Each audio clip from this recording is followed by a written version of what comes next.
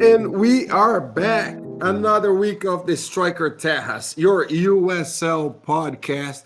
We don't have our full crew today, but I would say for this week we got the most important one. We got San Antonio. We got Jonathan here to talk about San Antonio and everything that's going to go on the conference, Western Conference final, back-to-back years that San Antonio makes there. We're going to talk a lot about that. But before we talk about the game, how has been your week, Jonathan, down there in San Antonio? It's been all right. It's nice to hear that or not hear, but nice to see and feel that it's starting to cool down here in Texas. I don't sweat as much when I go outside anymore. I tend to walk fast, so sometimes I work up a sweat no matter what. It can be 30, 40 degrees, and I still might, but I don't break a sweat just by standing around for 15 seconds. That's it. That's it. And I'm on my way to LA for the MLS Cup this weekend, and I saw the forecast, and they are on the lows are on the 40s. I don't think I have been in the 40s for a long time. But anyways, all the way to the borderland, my dear friend from El Paso, Joe Rodriguez. How are you, my friend? How has been your week? Hey, what's going on, Roberto, Jonathan? It's been a good week. It's a pleasure to be back with you all for another episode of the Striker Tejas. We're rolling down the stretch here. It's a conference final week in this league that we love to cover and that we love so much, the USL Championship. Looking forward to talking with you guys about it over the next few minutes. The weather over here, since we're doing, I guess, weather forecast, it's a little windy, and wind is never good in the desert. It kind of gets very ugly, very dusty, relatively easy. So we got a windy forecast today. It wasn't as bad today as they said it was, so that's good news. And tomorrow is another windy day, and then we're going to have a great weekend. But Roberto, my question to you, you say you haven't been in the 40s in forever. A serious question, I want you to educate me. Is there any region in Brazil that has cold climate?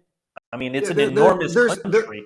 no, there's a few. If we talk about small cities, there are some cities down south in Brazil. They're up in the mountain. They're very cold. That you have even some snow, not big snow, but you got some snow. But the coldest capital is Curitiba, a city that I lived in for many years, where I met my wife. My wife is from. I have one of my kids that was born there. And Curitiba, what I say is is the winter of Central Texas, right? So the whatever you get in Central Texas in the winter is the winter of Curitiba, and the summer of Texas is the summer of Rio de Janeiro, right? So that's how I say it. I usually, when I explain to Brazilians what the weather is in Central Texas, is imagine a winter in Curitiba and a summer in Rio. You got your forecast pretty much done. And another question for you. I'm going to start this podcast off with a controversial bang before we go about our business here talking USL Championship. Roberto, inquiring minds want to know, what is your plan as far as getting to Bank Stadium on Saturday afternoon? So I got lucky because I got invited by MLS to go to the game. So MLS has a shuttle for the media and for the guests from the Intercontinental Hotel to the stadium. But it Cheating is the a very system based interesting. on privilege. But I've been to Bank of California many times with public transportation, and it works very well. To be fair, right? LA is a good city. They have the tram that can then take people around. I actually used it many times, even when I had a car in LA. I was using the tram because it's so good, and it's very often. So I don't think that that's going to be a big issue, but it is interesting. Well, it's not going to be a big issue for whoever is going to be staying downtown like I am. If you're coming from far from downtown, it's going to be an interesting day. By the way, we have a very cool article about the parking system and what's going to go on in Bank, California, an article that was written by Benjamin Virgin and at the Striker Texas. Go take a look at that. Pretty cool coverage that we've been doing for the MLS. But we're here for USL, or we don't want to get, otherwise, we're going to get some of our good followers like Harry complaining that we're talking about MLS when we should be talking about USL and San Antonio, and I would be agreeing with him. So before we talk about San Antonio in the conference final, there's some news coming out of El Paso today. Interesting hire from El Paso. Tell us about it, Joe. You're muted. You're muted. Yesterday afternoon, through their social media accounts, Paso Locomotive FC started hinting at an announcement that was going to come today at 10 in the morning. So I reviewed the roster and everyone that's so far that they've announced who is returning, and compared to the full roster of the 2022 season, I was like, well, everyone that's leaving or we already know isn't coming back, that they've already announced it. So this has to be the first new acquisition. I thought to myself, this has to be the first new acquisition of the season for the Locomotive. And yes, today, shortly that was definitely the case. Paso Locomotive FC announced that Spanish defender Mark Navarro had signed with the club. Obviously, it's pending league and federation approval. From what I've looked up and what I've read up on and learned about Navarro, is that he's a 27-year-old defender. He's a Barcelona native who came out of La Masia, and he spent some time both in La Liga and with the Premier League with Watford. Most recently, he also played with Espanyol in La Liga up until 2017. The one thing that I do have, what I am wondering about, and following the chronology and the information that was provided by the Locomotive on their media release, is the last team that they say Navarro played with was for Watford in 2018, and in 2019 and 2020 he returned back to La Liga, and that's all they've said. I've read the media release. Yeah. Nothing has been said over the last 2 years of where he's been. So that's my first question. That just came out a couple of hours ago, so we're still trying to figure that out. I know Joe is going to go deep in this, and we're going to be able to talk about it next week.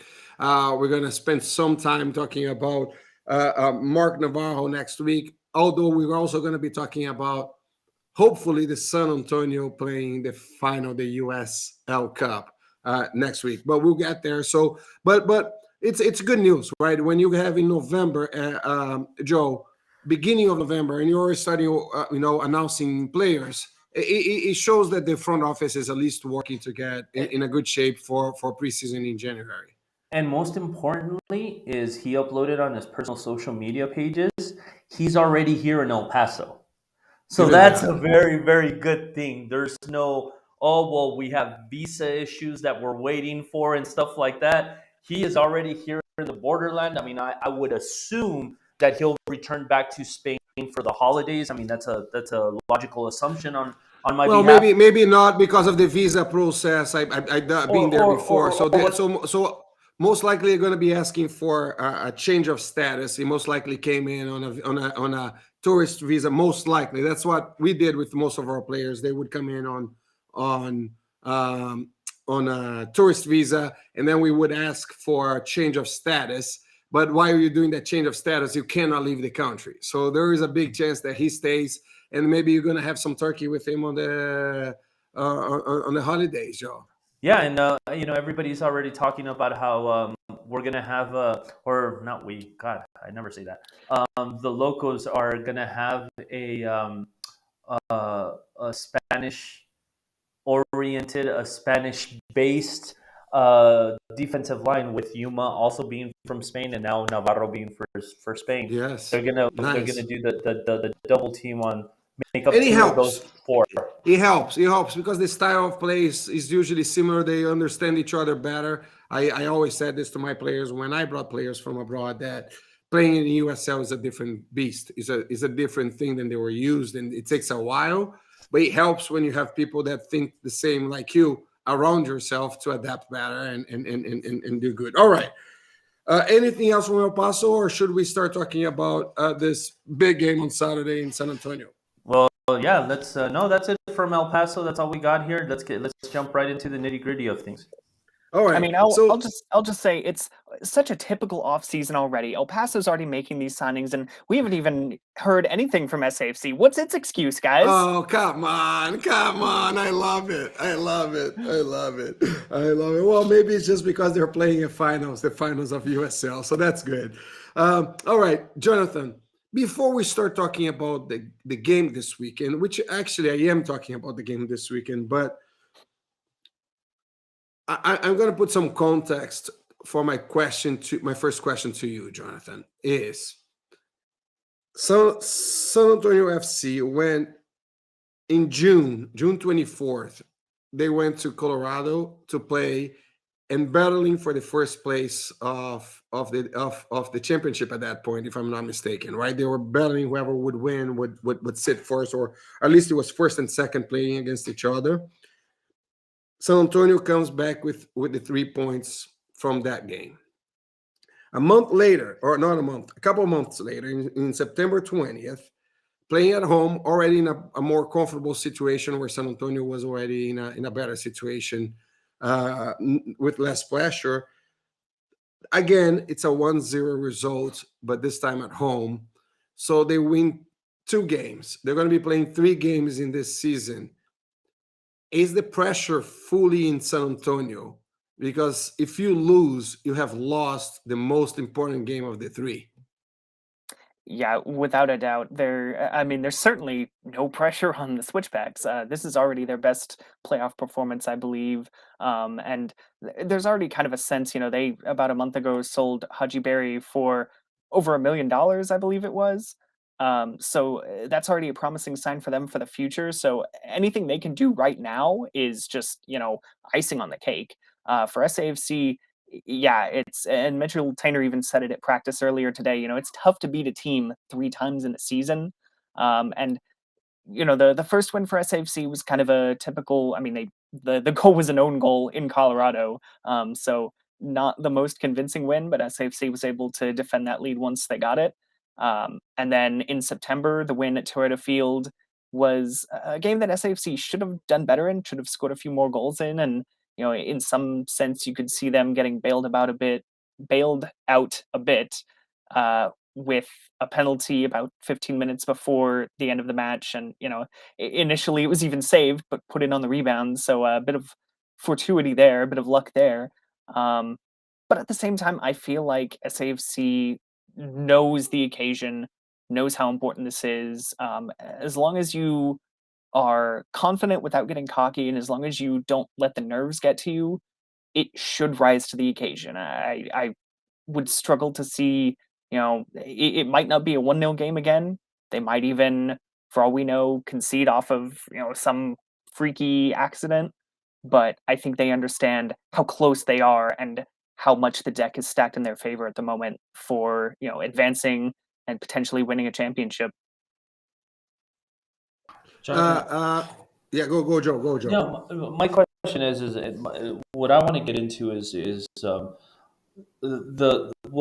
stat that you told us before we hit the record button for this evening's episode of the Striker Tejas. First of all, can you repeat it about the whole amount of passes completed and that one? Yeah, so SAFC had its lowest portion of possession this year, 29.7%, completed fewer than 100 passes in the entire 90 minutes, and it actually set a USL record, I believe, just in the playoffs. Since they started keeping track of this in 2017, no winning team, at least in the playoffs, has had fewer completed passes, and SAFC wins 3-0. I mean, and this was something I said, particularly in my takeaways, is that was SAFC winning in its own SAFC way. That is such a prototypical SAFC game. Okay. That's So interesting. Okay. My question is that something that SAFC, well, not the team, because we'll never get a different, but is that something that the fan base can be proud of? I mean, because that seems like a dubious honor, It's kind of like it reminds me of it kind of reminds me of in the World Cup from Brazil when the U.S. played Belgium, and everyone was focusing on how great Tim Howard, that he had like 30 saves and he broke a World Cup record for the most saves in a World Cup, and it's like. Yeah, you know what? That just means that you were bombarded for 90 minutes. That's nothing to really be proud of. Now, I understand they got the win, and the fact that they I was got gonna three. say they got the win and they got the 3 goals, and it's I think you forget about all of that, don't you? No, no, no. But what I'm saying is just in a general soccer realm, that's something that's highly criticized. And now I'm thinking of not what's his name, the head coach for Colorado Switchbacks. Brendan Burke. Remember how Brendan Burke was critical of San Antonio and their style of play? I mean, this just, you know, right there, his argument is just the proof is in the pudding. So that's just kind of like what's the fan base think about like statistics like this? I guess maybe we should tweet Harry about this right now. Maybe I should fire off a tweet at him because it's fascinating. Like it really is. But there's also I'm a lot sure. of dubious. You know, there's an element of it being a dubious thing. Yeah, I'm sure we'd all love to hear Harry's opinion. It's probably on Twitter. If you look, he's pretty active there. Yeah, I mean, I think there's an understanding in the fan base that it's not the most conventional way to get wins. It's not the prettiest way. But at the same time, it gets results. I mean, after Brendan Burke had his infamous comments about a month ago, about a month and a half now, I guess. What happened? SAFC won. You know, so it's hard to argue against results. And for what it's worth, I mean, SAFC, I don't know if you watched the game, Joe, but SAFC scored within 2 minutes. So Right. instantly, you already had Oakland saying, all right, we have to get back into this. If we don't score, our playoffs are over already. Yeah. We're in this losing position. So that kind of Yeah, forces it's their scoring hand at a the bit. beginning of the game, especially with a strong team like Santo Antonio has. It is hard to it's hard to come back, right? And then Right. you have the whole pressure, and San Antonio has a strong thing. Let me go back to your training, media availability that you had this morning, that you were with the team compared to other weeks. How did you feel the air in the locker room, if I may? Right? How is this? Did you see a nervous team? Did you see a relaxed team, or was just a normal week for the team? Yeah, it honestly felt just about like a normal week. Like I was saying earlier, I think this SAFC team understands that in uh, most ways, maybe not all, we can get into maybe some of the downsides at the moment, some of the weaknesses, but at the moment, things are stacked in its favor. It's got home field advantage. It's in good form. It didn't have any sort of hangover from the bye week in the first round of the playoffs. And something that SAFC talks about is we want to be consistent. Whether it's preseason or the playoffs. Take everything seriously and have their eye on the prize at the end of the road. And I I don't know that I've ever really even tweeted this out or anything, but I remember a time a few years ago, before Alen Marcina was even named head coach of SAFC, he shouted something at training, and it was, I might misquote him here, but basically, if you want to be champions, you have to train like champions. And this was like in the middle of a season. So it's kind of having a consistent champions mentality throughout the year, and it's no wonder that he and the players playing for him preach that sentiment on a regular basis. So yeah, it felt like a pretty normal week. I mean, yeah, a bit of the conversation is okay. It's a Western Conference final and all that, but they don't seem to be nervous or anything about it. Let's go to the other side of the fence. Let's think about the Harrys and even your parents, right? That are we all know are big fans of the club, maybe the biggest ones and the strongest ones. How is the fan base feeling about this game? Is there more nervous, or is there more positive feeling to it? I would think there's probably more positivity. I mean, you look at the way SAFC handled its last match, and you look at SAFC has, particularly in San Antonio, has a good record against the Switchbacks, and over the last few years has a great record against them. And it's also a case, we've kind of brought it up already. SAFC is back in the conference final, but this time it's at home. This time, the fan base of SAFC gets to have a say in it.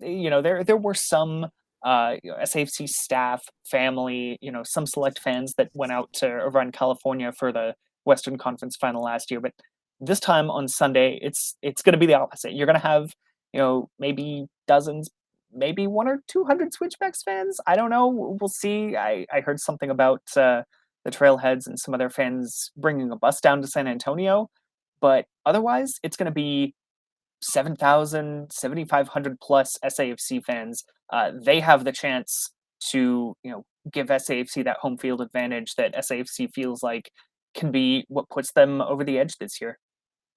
I think it's kind of an obvious answer, and maybe I'll have the answer within my question to you, Jonathan. But I remember last year when San Antonio lost that game in Orange County, right? Us talking after the fact, saying, yes, it's disappointing that we lost. We're so close, to be in the final, but there was a feeling of accomplishment to get to that final, right? There was a lot of positive on coming out of that game, even with the loss, right?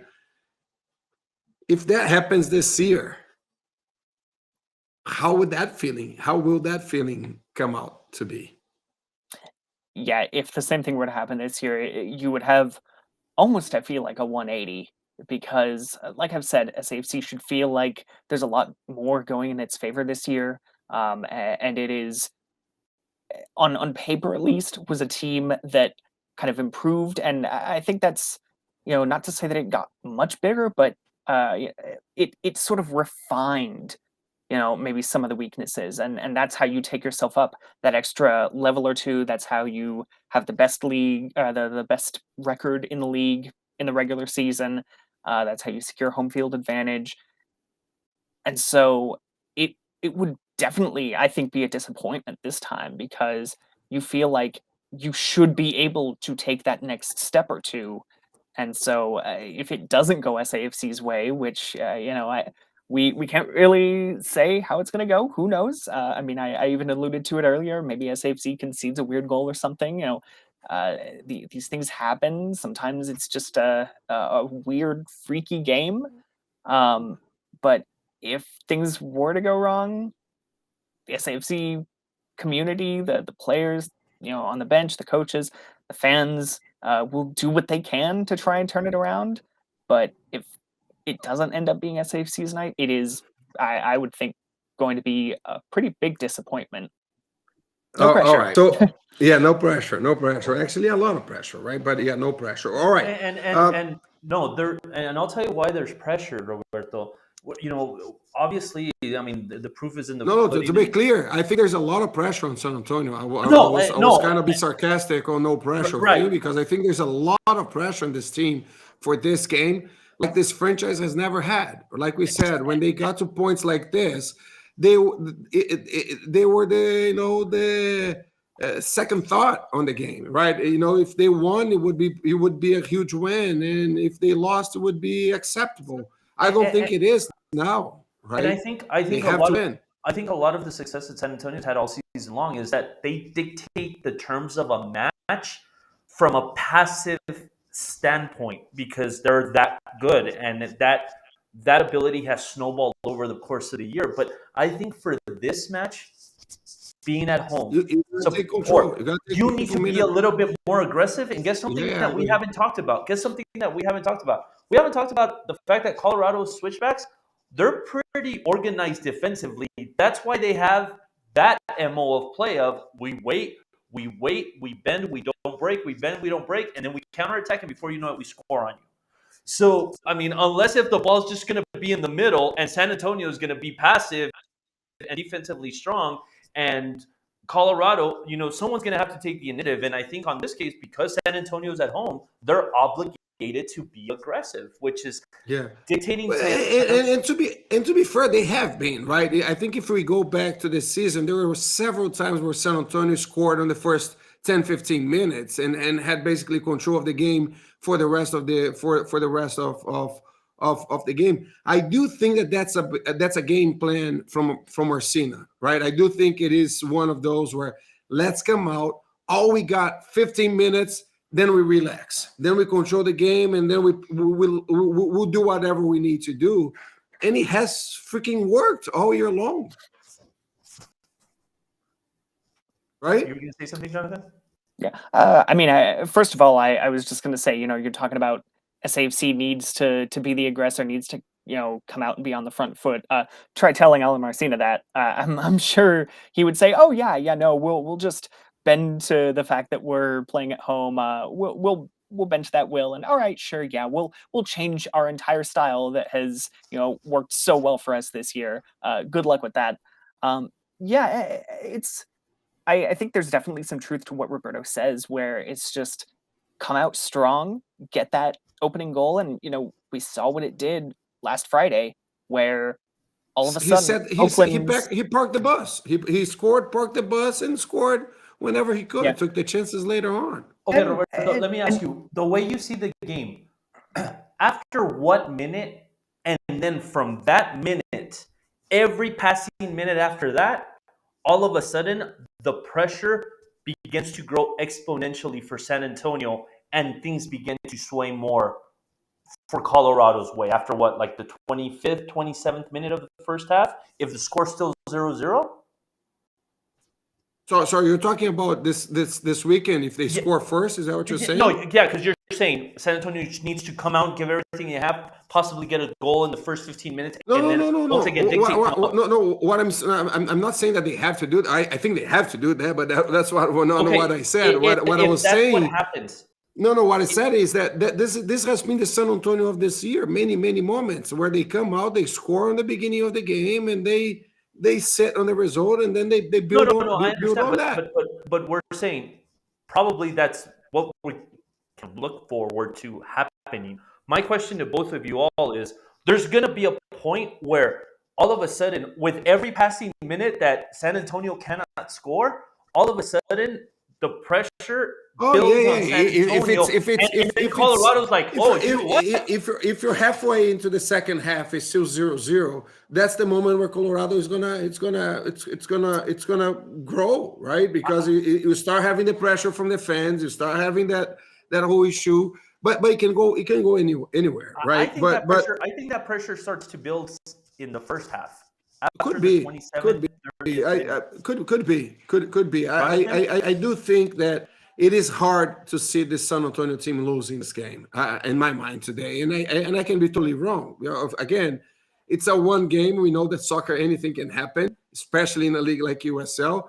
But I think that the pieces are so good in place for San Antonio overall this year that it's going to be very disappointing to see this whole thing fall apart. Yeah, you agree, Jonathan? Yeah, I do, and it's interesting to kind of try and put a minute number on when SAFC should start worrying. We talked about sort of scoring in the first 15 minutes, and I think you kind of extend that to the second half. It's sort of if SAFC, because obviously, okay, if it's scoreless, going into the game, or SAFC doesn't, going to halftime, if SAFC doesn't have, a lead or anything, you maybe come in at halftime and say, okay, let's completely retool this and let's figure out how to tweak things and get that goal in the first 15 minutes of the second half. And so then if that doesn't happen, that might be the moment when things start to shift. But at the same time, I referenced earlier how SAFC had this game in September against the Switchbacks, should have gone ahead earlier, didn't, ended up getting the penalty in the second half that, maybe you can say it bailed them out, maybe you could say it just, evened out the chances that they weren't able to take earlier. But even in that case, against the Switchbacks, SAFC wasn't able to score and yet still got the goal later on that it deserved, got the win. Now, All right. does lightning strike twice? Who knows? I'm about to throw a curveball on both of you and create some controversy that we didn't talk about. So hold for that. I'm going to give a cliffhanger here just for a second. Before that, I just want to remind everybody, Saturday, 6:30 Central Time, Louisville hosts Tampa on the Eastern Conference Final. And on 7:30 on Sunday night in a Toyota Field, San Antonio FC playing Colorado, as we have been speaking for the last several minutes. Okay, all right.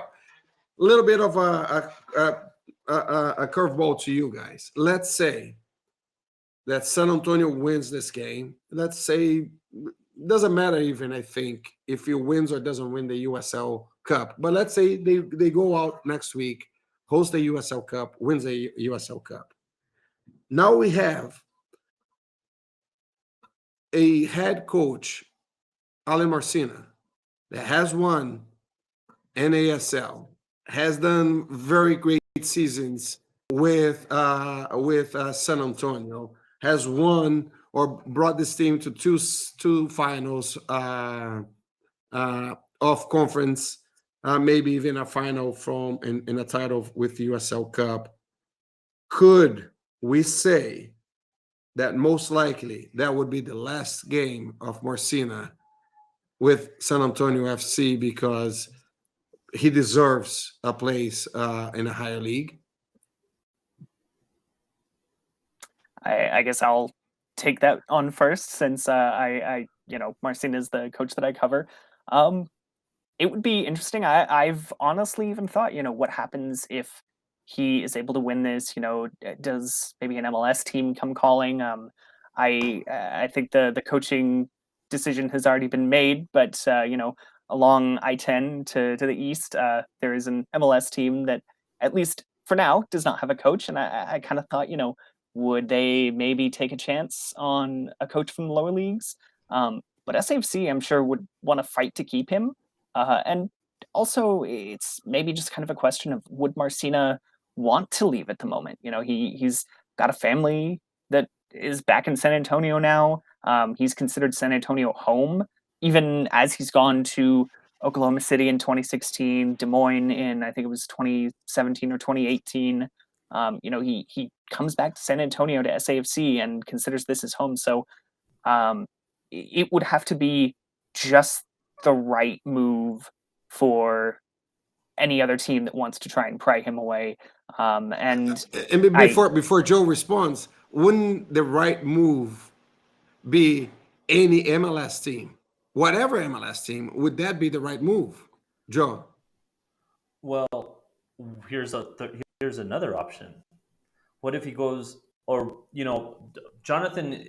I think obviously when you cover somebody, you get a sense for their ambition and where they're at their career, what their ego is. I mean, as far as where they think, I'm the one, I'm the head coach of this team, and under my